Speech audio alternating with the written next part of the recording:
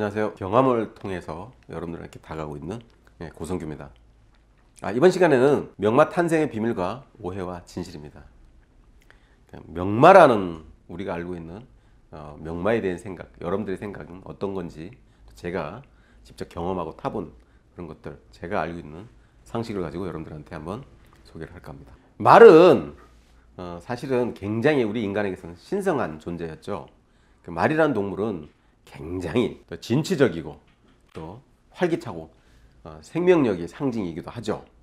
또 아주 매혹적인 곡선을 가지고 있고 아름다운 마체를 가지고 있고 또 탄력적인 근육, 절제되고 도도한 걸음걸이, 이런 것들이 사람을 매료시키죠. 인간이 이용하는 중에는 가장 빠른 동물이기도 하고 또 역동적인 자태에 우리는 매력에 빠질 수밖에 없는 게 바로 말이라는 동물이죠. 이 말은 그래서 우리의 마음이나 꿈속 그리고 신앙과도 연결이 됩니다. 그래서 동서양의 신화 속에 이 말이라는 동물은 반드시 등장을 하죠. 그래서 인간이 가장 빨리 움직일 수 있는 방법이 말을 이용하는 방법이었어요. 그러니까 말이라는 동물은 인간을 빨리 옮겨줄 수 있는, 이동시켜줄 수 있는 가장 훌륭한 수단이었던 거죠. 그리고 이 빠른 말을 통해서 인간은 신에게 빨리 가고 싶어하는 욕망을 느끼기 시작했어요. 그래서 신은 어디에 있나요? 천상에 있죠. 그러니까 이 빠른 동물을 타고 신한테 가야 되는데 말은 날개가 없죠. 그래서 말한테 날개를 달았어요. 그래서 신한테 빨리 갈 수 있는 염원을 담아서 가고 싶은 욕망을 가지게 됐죠. 그것이 바로 동양에서는 천마라 그러고요, 서양에서는 페가수스라는, 그러니까 이처럼 신화에는 반드시 말이라는 동물이 등장을 합니다. 즉 말이라는 동물은 결론적으로 인간에 태워가기도 하지만, 인간을 태워서 옮겨주기도 하지만, 천상에 있는 신과 인간의 가교 역할도 했던 겁니다. 그래서 그 가교 역할을 했던 명마가 바로 천마와 페가수스, 동서양의 하나같이 신화에도 등장하는 것이 바로 말입니다. 그러면 이 말이라는 동물은 어떤 조건을 갖고 있어야 명마가 되느냐? 바로 첫째, 속도와 지구력입니다. 빠른 속도를 내야 되고 또 오래 갈 수 있어야 되겠죠. 그렇기 위해서는 보시다시피 심장의 역할이 굉장히 중요합니다. 말의 심장은 사람의 17배 정도 되죠. 그만큼 원활하게 피를 순환시킬 수 있다는 뜻이에요. 그래서 굉장히 산소를 빠르게 운반할 수 있는 기능이 있어요.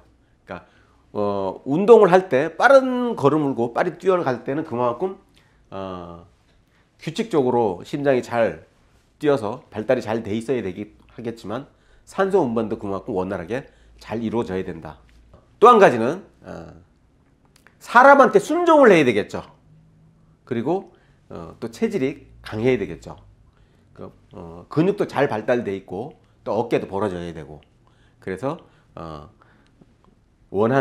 인간이 원하는 대로 잘 순종하고 따라줘야 되겠죠. 그러니까 어떠한 위험에도 두려워하지 않고 주인이 원하는 대로 잘 가고 또 원하는 대로 잘 제어해주면, 서주고 그러면 그 말은 굉장히 좋은 말이기도 하죠. 그렇지 않으면 두려움이 많아서, 겁이 많아서 앞으로 전진을 못한다든가 순간적으로 주변 환경에 놀라서 잘 도망을 간다든가 이렇게 되면 문제가 되기 때문에 주인한테 반드시 잘 순종하고 주인의 명령을 잘 이행할 수 있는 말이어야 한다는 거죠. 그리고 또 한 가지는 어떤 환경이든, 거친 환경이든 좋은 환경이든 잘 적응을 해서 마체가 튼튼할 수 있도록 적응력이 높아야 된다. 그리고 또 조건이 있다 그러면 바로 외모죠. 외모. 사람은 외모를 안 볼 수가 없죠. 인간만 그런 게 아니라 동물도 마찬가지예요.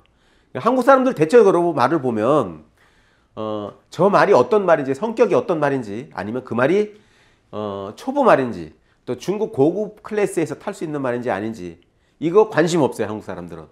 어쨌든 외모가 이쁘고 수려하고 멋있으면 그 말을 타려고 합니다. 그 말은 날아가는 말인지 성질이 굉장히 괴팍한 말인지 관심이 없어요. 일단 외모 보고 판단을 하는 거는 사실 우리나라 사람들의 성격이에요.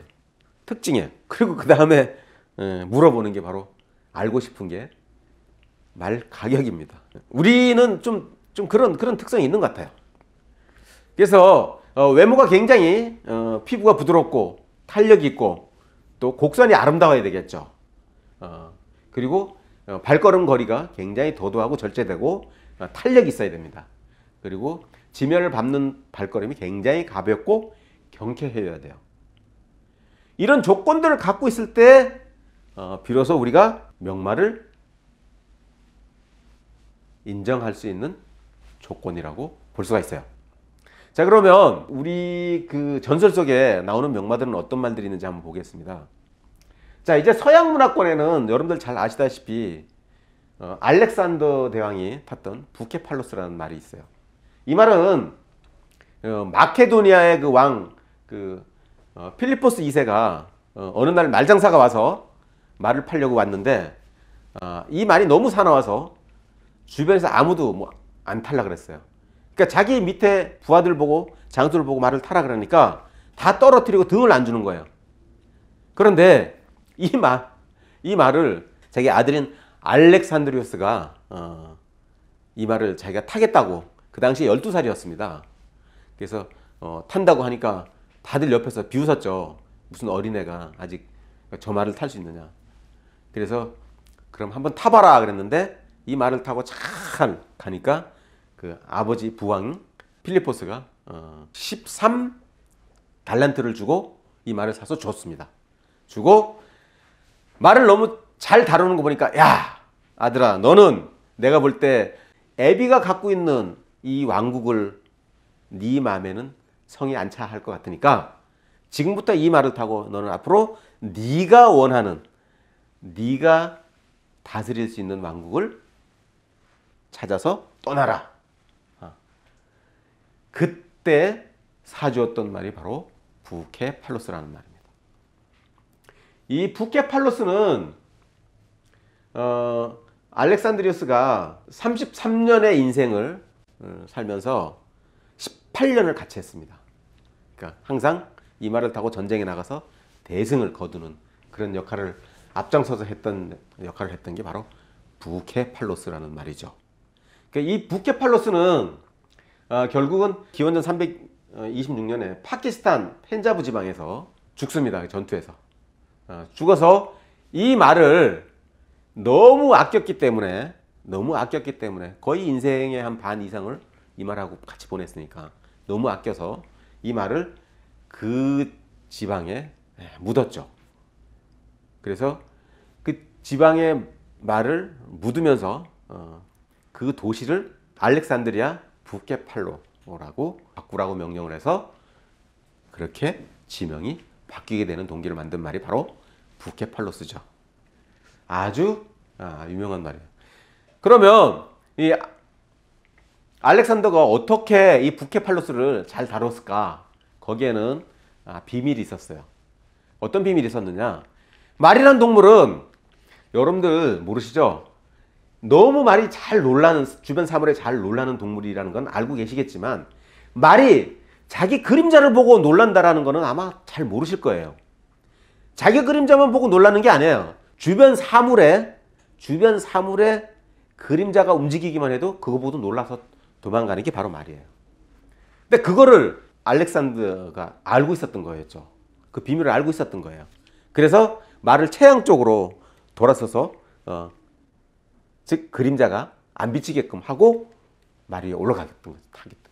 그래서 그 말을 탈 수 있었던 거예요. 그러니까 즉 말 장사가 굉장히 훌륭하고 좋은 말을 가지고 왔는데 왕이 야 타봐 그러니까 그냥 아무 생각 없이 타니까 그 말과 그 옆에 있었던 장수들의 그 지금으로 말하면 뭐 이렇게 그 망토 같은 것들이 막 휘날리고 그러니까 말이 그 그림자가 놀라서 그 망토나 사람들의 자기 그림자에 막 움직이고 하는 것들이 놀라서 도망을 갔던 거예요. 그래서 그 사람을 못 태우게 했던 거죠.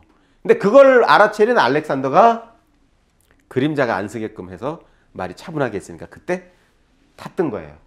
즉 말의 생리를 알고 있었다는 거죠. 지금도 우리나라 사람들은 이런 특징이 있어요. 말을 탈 때 안 배우고 그냥 탈 수 있다고 생각해요. 아, 그거 뭐 꼭 배워야 돼? 아, 옛날에 소도 탔는데? 여러분, 소하고 말하고 똑같나요? 우리는 아직도 그렇게 생각을 하는 분들이 많아요. 그러니까 어떻게 보면 그 계마 민족의 DNA가 아직 남아있어 그런지 모르겠는데 유독 한국 사람은 말을 안 두려워하는 것 같아. 기초 없이 그냥 탈 수 있다고 생각하는 사람들은 한국 사람들인 것 같더라고.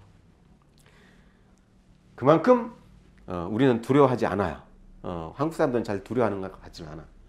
그러니까 알렉산더가 탔던 부케팔로스는 그렇게 해서 탄생을 해서 유명해진 말이죠.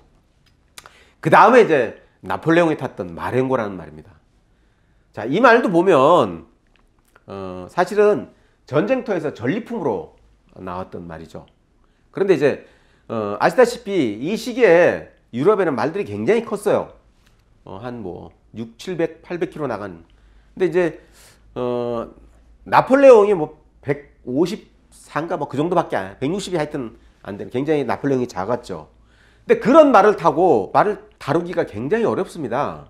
저도 키가 작아갖고 유럽의 원블러드를 타면은요, 제가 박차를 가지고 이렇게 쳐도 말 배미 쪽에 발이 내려가지가 않아서 옆구리에만 있어요. 그러니까 폼도 안 나오고 이 말을 다루는데 상당히 애로사항이 있어요. 그러니까 아주 그 모양 빠진다고 그러나? 모양이 좀 빠지죠. 근데 아시다시피 나폴레옹이 작았잖아요. 작으니까 나폴레옹한테는 아담하고 좀 작은 말이 필요했죠. 그래서 이 말은 사실은 아라비안 홀스였어요. 아랍 말이었던 거였죠. 그래서 이 사진을 보면 나폴레옹이 그 알프스산을 넘어가는 사진입니다. 즉 다빈치의 그림인데 재밌어요. 이 내용을 보면. 그래서 이 나폴레옹이 탔던 이 그 마렌고라는 이 아라비안 말은 실질적으로 좀 작아요. 여러분들 아라비안 홀수는 그렇게 크지 않아요. 그 아라비안 홀수의 특징이 머리가 작고 돌고래처럼 이렇게 눈이 튀어나와 있어요. 그리고 콧구멍이 굉장히 커요. 코가 크고 구멍이 넓어요. 그래서 이 호흡이 굉장히 다른 말보다 좀 빠르죠. 그래서 아주 특징이 아주 특이해요. 근데 보면 여기에 보면 다른 건 몰라도 이렇게 보면 여기 이렇게 들어가야 되는데 안 들어가 있어요. 그리고 보통 평균 키가 한 152 정도밖에 안 됩니다. 그러니까 이렇게 작지만 굉장히 빠르고 순발력이 강한 게 아라비안 홀수예요. 유럽이나 미국에서는 승용마로 아라비안 홀수 잘 안 써요. 너무 성격이 나대고 좀 개팍해갖고. 근데 이것도 잘 훈련을 시키면 굉장히 명망인 건 맞아요. 세계적인 명망인 거는 확실해요. 아라비안 홀수가. 그래서 사실은 이 말을 탔던 거는 전투보다가는 지휘관용으로, 지휘용과 의전용, 그리고 과시용이었을 수도 있습니다.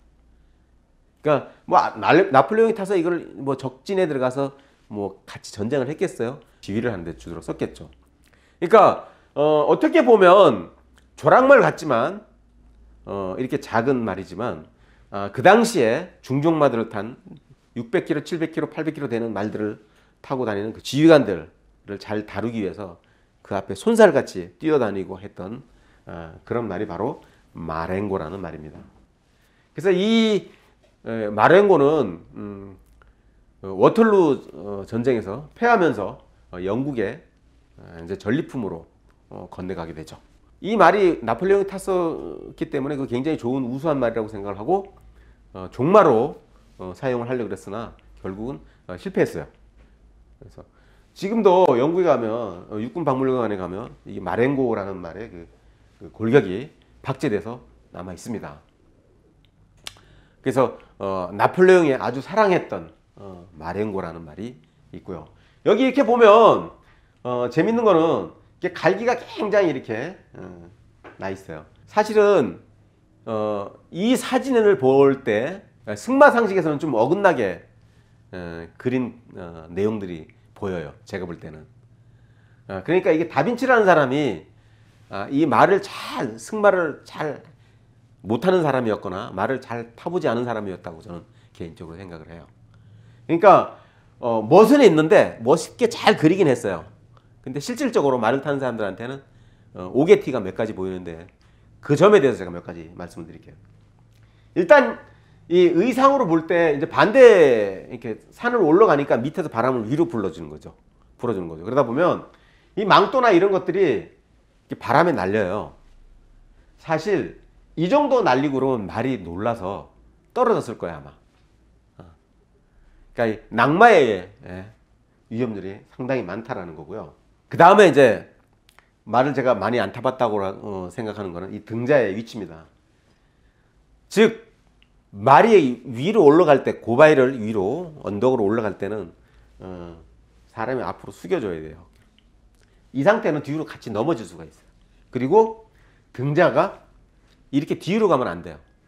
뒤꿈치를 내려줘야 되죠. 이렇게 등자를 올리면 이게 빠질 가능성이 더 많아요. 더 위험할 낙마할 확률이 더 많죠.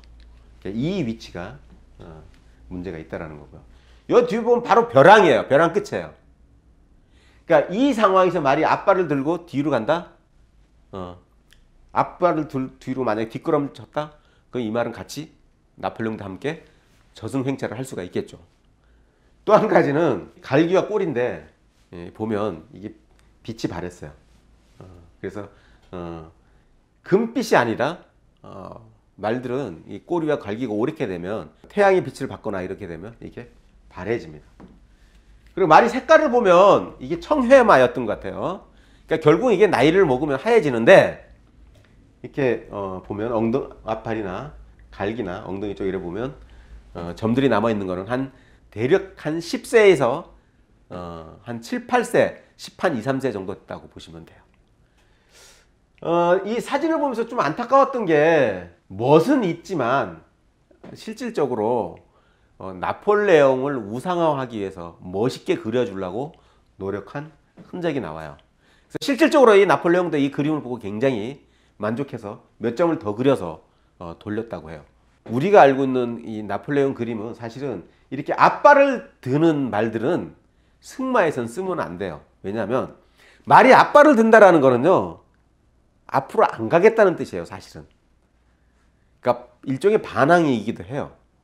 앞으로 앞이 두려웠거나 앞을 가기를 싫어서 반항하는 의미에서 보통 앞발을 들어요. 근데 이제 이런 것들이 멋이 있다고 생각하니까 드라마나 영화에서 이런 거를 연출을 굉장히 많이 하는데 사실은 그거는 우리 감독님들이 잘 몰라서 그러는 거예요. 근데 사실은 엄격히 얘기하면 승마에서는 이런 말을 쓰면 안 된다라는 거죠. 안 좋은 버릇이 있다라는 거예요. 그래서 이런 말은 다시 조련을 해야 됩니다. 앞발을 안 들게. 물론 노련한 사람들은 잘 즐기고 재미있게 할 수 있지만 만약에 초보를 태워서 이렇게 앞발을 들게 되면 말과 함께 같이 어떻게 해요? 뒤로 넘어져서 말에 깔려서 다칠 수가 있어요. 그래서 이 그림을 놓고 볼 때는 앞발이 드는 건 원래 좋은 말이 아니다. 인도권에 이제 또 명마가 있죠. 부처님의 에마 칸타카라는 말이죠. 이 칸타카 역시 부처님의 원래 이름은 이제 시타르타죠. 시타르타. 이분이 칸타카라는 말을 가지고 있었어요. 그래서 이제 부인 아소다라를 만나기 위해서 이 칸타카를 이용한 부분이 있어요.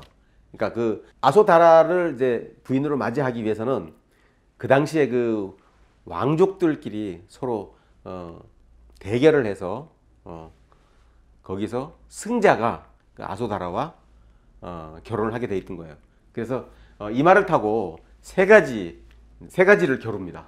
즉 경마, 그 다음에 말을 타고 활을 쏘는 마상궁술, 그 다음에 검술, 이 세 가지를 겨루었는데 이 칸타카라는 말이 시타르타, 즉 시타르타를 굉장히 많이 도와주죠.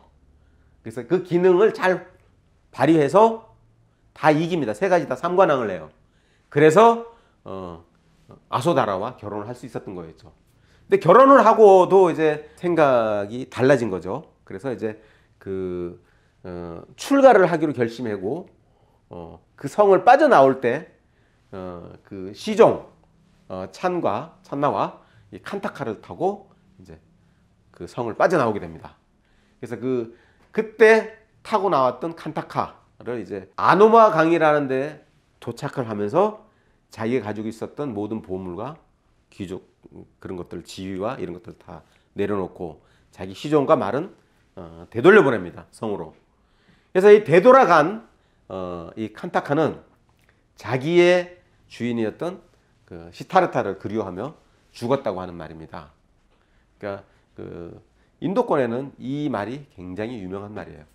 그리고 지금도 인도에 가면 유명한 말들이 있어요. 그게 귀가 요렇게 모아지는 말이 있어요. 그건 인도에만 있어요. 그 굉장히 유명한 품종이 사실 있어요. 그게 이제 칸타카의 원종인지는 모르겠습니다만 어쨌든 그런 말이 있다라는 거. 그리고 이제 동아시아권에 오면 이제 우리가 잘 아는 삼국지연에 나오는 명마, 관우의 적토마가 나오죠. 이 적토마 삼국지연에 나오는 거는 사실 굉장히 활약이 많은데 사실은 이게 그 나관 중에 그 소설이었죠. 이게 보면 굉장히 그 작가가 이 말을 잘 활용한 그 연출력이 돋보이는 소설입니다. 사실은. 그래서 이 적토마는 뭐 낮에는 천리를 가고 밤에는 800리를 간다. 여러분 그 천리라는 게 그냥 너무 이거는 우리가 생각할 때 과장법을 쓰지 않았나. 말을 타는 사람들은 알아요. 천리라 그러면 여러분 400km인데 여러분 400km를 어떻게 하루에 가요? 저는 사실 말을 타고 400km 이상을 가본 사람이에요. 진짜로. 어디서? 한국에서도 해봤고요. 제주도에서 임진각까지 타봤는데 그게 15일 걸리더라고. 2주. 빨리 와야 여러분 열흘 정도 걸립니다. 열흘. 제가 몽골에서 400km 이상을 가봤는데 그것도 한 일주일 이상 걸립니다. 그런데 무슨 하루에 말이 안 되는 소리죠. 이건 너무 가도 너무 나갔다. 그래서 이게 사실은 원래 동탁이의 말이었죠. 그 다음에 이제 여포한테 물려줬는데 여포가 죽은 뒤에 이제 조조가 이거를 가지고 관우의 한심을 사기 위해서 관두에게 줬고 또 관우가 죽은 뒤에 이거를 손권이 마충한테 줬는데 관우를 그리워하면서 식음을 전폐하고 결국은 이 말이 죽었죠. 따지고 보면 이렇게 시대 그 소설 속에 나오는 시대를 이렇게 쭉 따져보면 한 40년을 살았다고 그러는데 말 평균 수명이 보통 25년에서 35년입니다. 그러면 이미 관우를 만났을 때 이 말들이 절정기였다고 봐야죠. 11, 서너, 너덟 살에서 15살, 뭐 17, 8살. 굉장히 그 주인한테 충성할 수 있는 시기거든요. 그 시기가. 말도 노련해지고. 그러면 벌써 말은 그때가 중년이에요. 실질적으로 정사에 보면 이 적토는요, 아주 조금밖에 이렇게 안 나옵니다. 정사에 보면 여포가 항상 좋은 말을 가지고 있었는데 그 말이 적토라 하였다. 이 적토는 성 앞에 해자를 뛰어넘을 수 있는 능력을 가지는 말이다. 그러니까 해자를 뛰어넘는다. 그러니까 성 앞에 있는 그 여러분 그 성을 방어하기 위해서 앞에 구덩이를 파서 물을 넣어 있는 곳 아시죠? 그걸 해자라 그럽니다. 그러니까 그게 보통 뭐 몇 메다 되겠죠. 가깝지 않아요. 그걸 뛰어넘을 정도면 아마 이 말은 점핑 대회, 즉 올림픽 점핑 대회에 나가서 우승할 수 있지 않았나. 저는 개인적으로 그렇게 생각을 합니다. 그만큼 말이 훌륭했겠죠. 하지만 이것도 조금 이 해자가 조금만 개울 같은 그런 것인지는 모르겠습니다만 어쨌든 이것도 조금 굉장히 약간 과장되긴 했다. 그래서 이거 적토마는 여러분들이 생각하는 것만큼 그렇게 기능을 갖고 있지 않았다라고 보시면 돼요. 결국은 소설일 수밖에 없다. 이렇게 생각하시고요. 또 하나 바로 이제 항우의 오추마죠. 까만 말이다. 그래서 오추. 그러니까 이 말은 이제 원래 추라고도 하고요. 이 추가 함께 나오는 것은 이제 사마천의 이제 사기에 항우 봉기에 등장을 하죠. 이것도 뭐 그렇게 많이 나오지는 않습니다만 해야 전투에서 항우가 사면초가란 말이 여기서 나온 얘기죠. 그래서 사면초가가 됐을 때 해야가를 불면서 항우 애첩인 우희와 잠깐 이렇게 등장을 합니다. 근데 이 오추마가 결국은 주인을 따라서 물에 빠져서 죽죠. 충성을 그만큼 사람한테 했었다. 자기 주인한테. 어떻게 보면 빠져서 죽으려고 그런 게 아니라 주인이 뛰어내리니까 주인을 충성해서 보게 뛰어내려서 주인을 태우려고 했던 거 아닌가 하는 생각도 들어요. 제가 말을 좀 타보니까 말이 헤엄을 굉장히 잘 칩니다. 빠져 죽지 않아요, 여러분. 제주도에 옛날에는 그 말 이제 그 경마를 시키기 위해서 조랑말들을 어떻게 훈련시켰냐 그러면 통통배에 싣고 나가서 바다에 빠뜨려요. 거기서 이렇게 끌고 다녔어요, 바다 위에.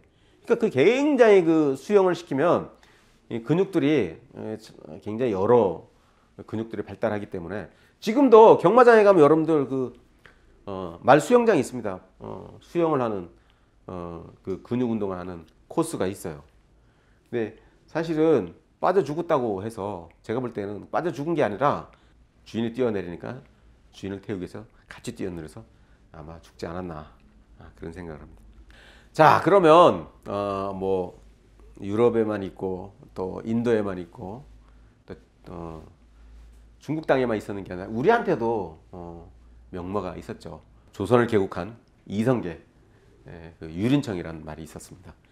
이성계가 평생 탔던 말은 팔준마라 그래서 뭐 추풍호, 회운골, 발전자, 용등자, 사자왕, 현표, 응상병. 이 응상병은 그 위화도 회군할 때도 탔던 말이죠.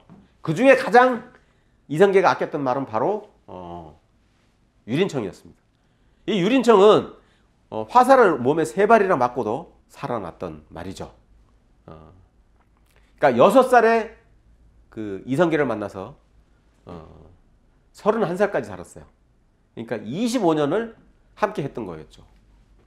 그러니까 전장에를 누빌 때 이성계를 태우고 화살을 맞아가면서 자기 주인을 보호하고 함께 했던, 화살을 3발을 맞았다 그러면 어떻게 비껴갔는지 모르겠습니다. 제대로 꼽혀갖고는 살았겠어요. 이 당시에 뭐 예를 들면 요즘 같으면 뭐 파상풍이라든가 이런 것들도 있을 수 있고, 그러니까 뭐 비껴갔거나 맞아서 깊이 맞았지 않았었나 그런 생각을 해봅니다. 그래서 이런 말들이 명마들이 있었습니다. 이 말 중에 또 이거를 다 제껴놓고 지구상에서 동서에서 최고의 명마라고 쳐주는 말이 있죠. 바로 한혈마입니다. 이 한혈마는 동서양을 막론하고 최고의 명마라고 다 쳐주는 말이기도 합니다. 이거는 이제 투르크메니스탄이라는 나라에서 천연기념물로 지정이 돼 있어요. 그래서 이 말은 사실은 현대에 와서 이거 굉장히 관심을 두기도 합니다. 실제로 그렇게 좋았던 말인지 연구도 진행이 되고요. 이 말은 사실 해외로 반출이 엄격히 금지하고 있습니다.